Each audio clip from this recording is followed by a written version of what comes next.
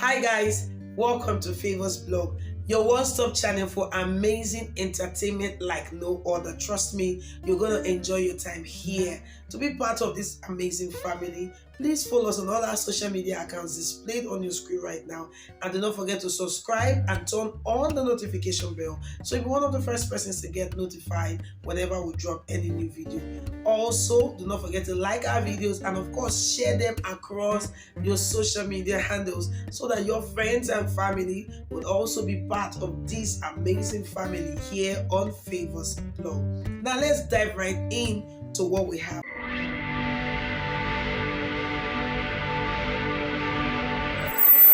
Correct person there. I welcome you to Open Heavens Daily Devotional for Monday, will be the 20th day of February 2023. Our topic for today is dreams and faith.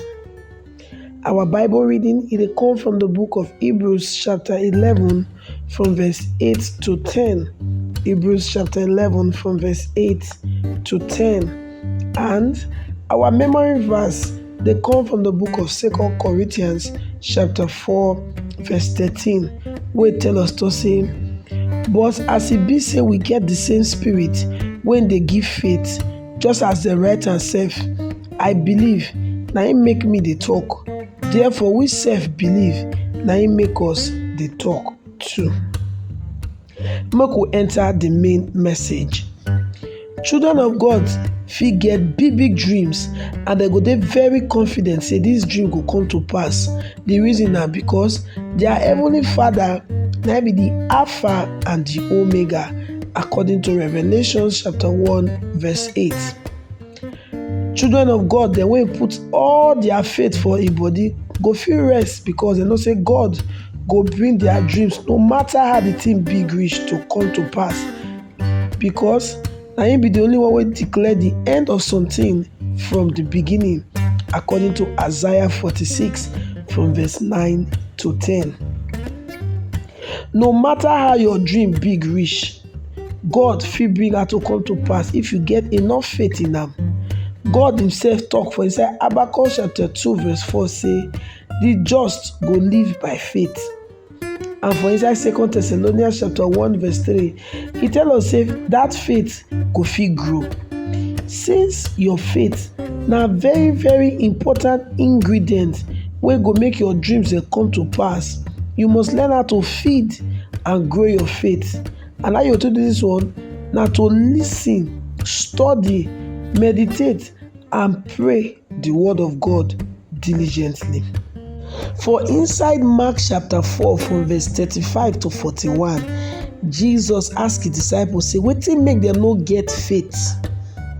But for inside Matthew chapter 6 verse 30, he quoted and say, oh you of small faith, meaning they don't get faith now, but the thing is small.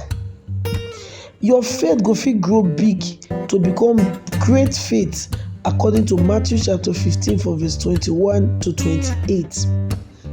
Your future, wetin dey ahead of you tomorrow, fit better pass your dream sef. All you need to do na to work on your faith.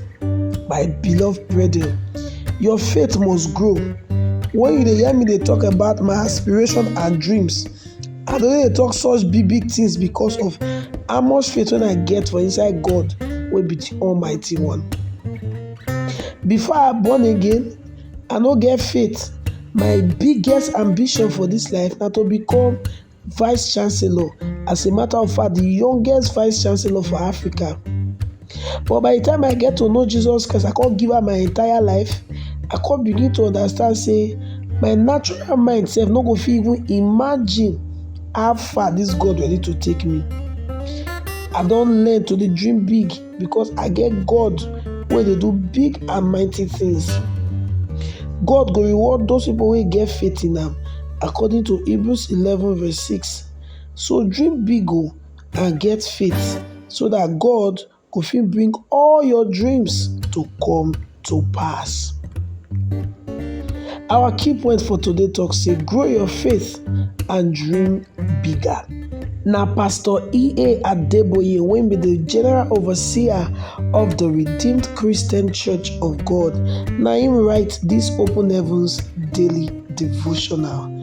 God bless you.